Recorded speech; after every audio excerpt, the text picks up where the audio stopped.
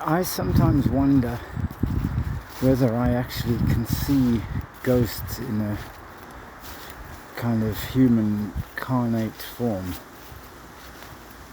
There was a couple of times in Cochabamba. One time I was at the bus station. I swear a family of ghosts turned up in a car, and they were barefoot. And I took a photograph of them, and it came out, and it's on one of my blogs somewhere.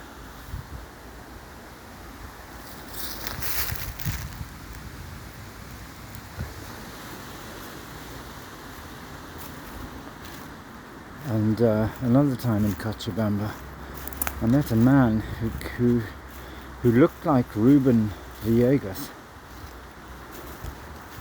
who was my next door neighbour. He's a monster of a man, and he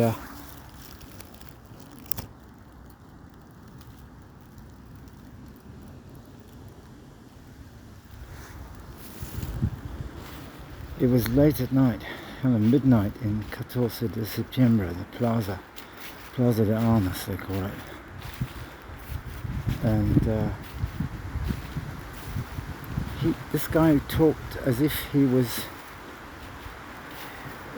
from the 1930s, the Chaco War or something. He said he'd just come by train, and it was 3 days from Santa Cruz to Cochabamba. He seemed completely normal, other than the way he was talking.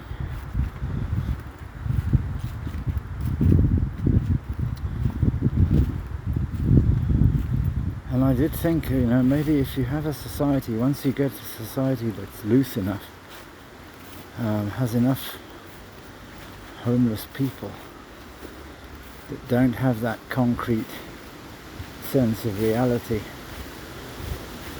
that as it marks, everything solid turns to liquid.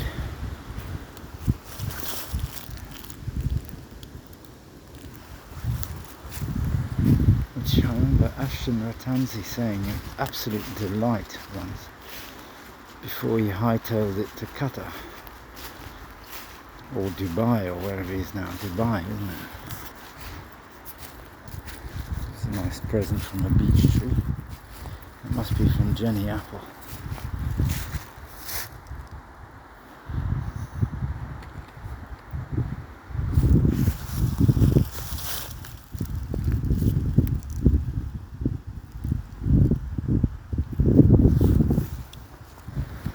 It's not, I've got it on dark. I figured out that if you set the exposure before you start filming, it just stays on that.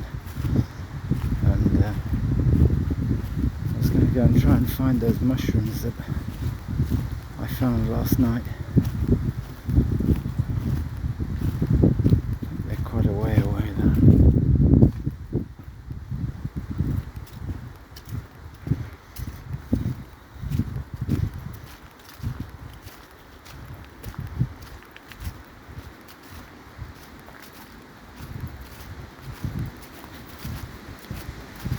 Maybe there's a way that beings living in the sun can actually project images onto the earth.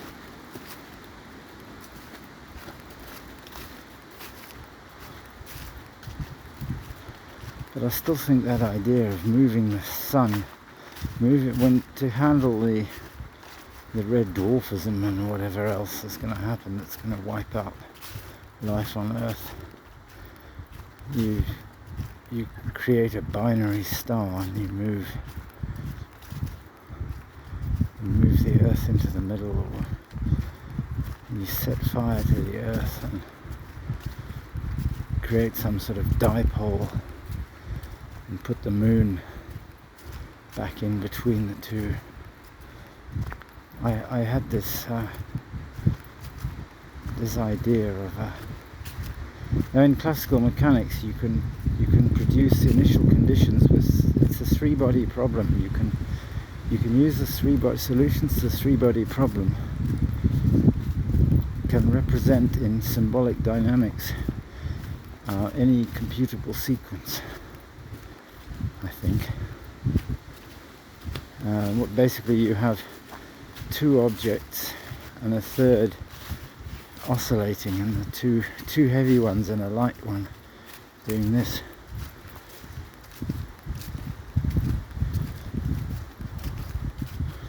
And you can partition the phase space such that assign symbols to things and then produce initial conditions that, infinitely precisely specified, will produce any computation.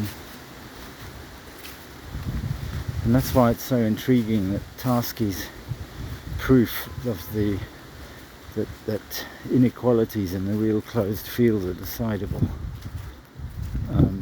That ought to be part of computability, is contemplating that conundrum. So Larry Paulson just spent years with research associates and research students, hacking a bunch of Perl scripts to tie Metis together with some other rational arithmetic stuff full of glue made of Perl. And it was a mess.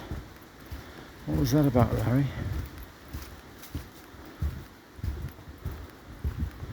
Was that just to avoid having to have a conversation with me about what it means to say that if whole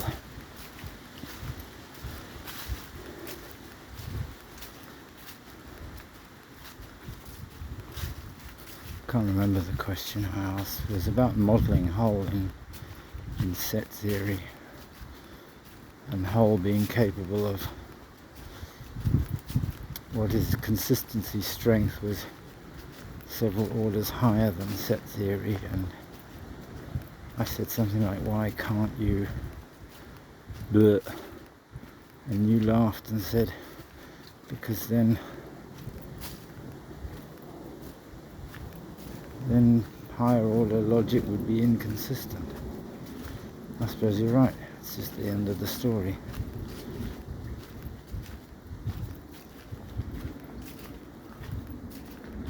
So all there is to do is hack Perl scripts, I suppose.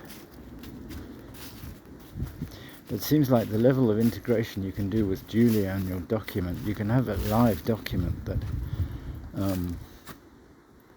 that actually includes, you can actually use AI to make decisions about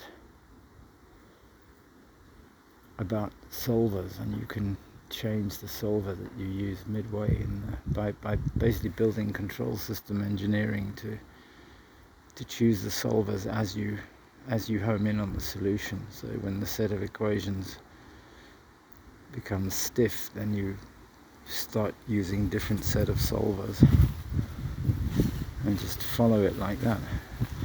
That sounds absolutely beautiful, flowing like water.